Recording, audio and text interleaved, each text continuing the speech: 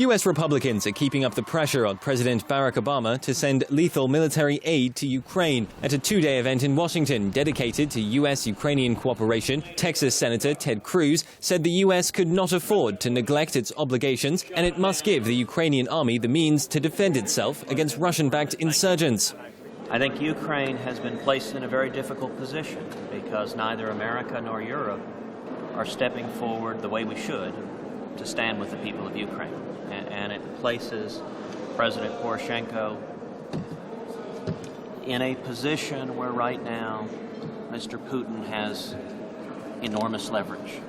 When you are invading a sovereign country, when you are murdering the citizens of another country, and your soldiers lack the basic equipment, the weapons needed to defend themselves, to defend their homeland, that is not a fair or reasonable position to place the people of Ukraine.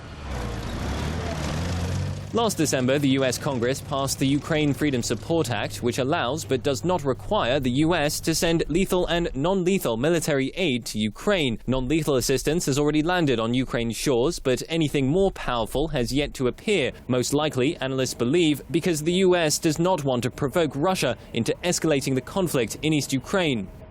Democratic Congresswoman Marcy Kaptur, who was also in Washington at the event, relayed details of her conversation with President Obama on that very subject.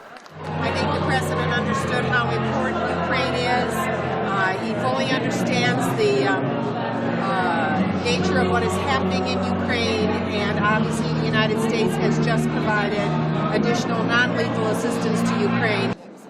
Kaptur offered words of support for the Ukrainian people. So it's a psychology of victory, and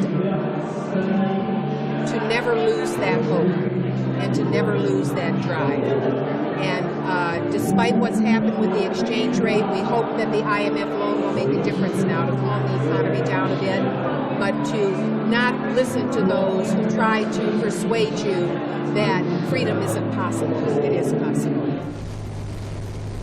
Fighting in East Ukraine between Ukrainian troops and Russian-backed insurgents began last year after pro-Moscow President Viktor Yanukovych was ousted from office amid a mass uprising. Since then, the conflict has claimed some 6,000 lives. Moscow denies accusations that it has deployed military forces to the region and says any Russians found to be fighting there are doing so voluntarily.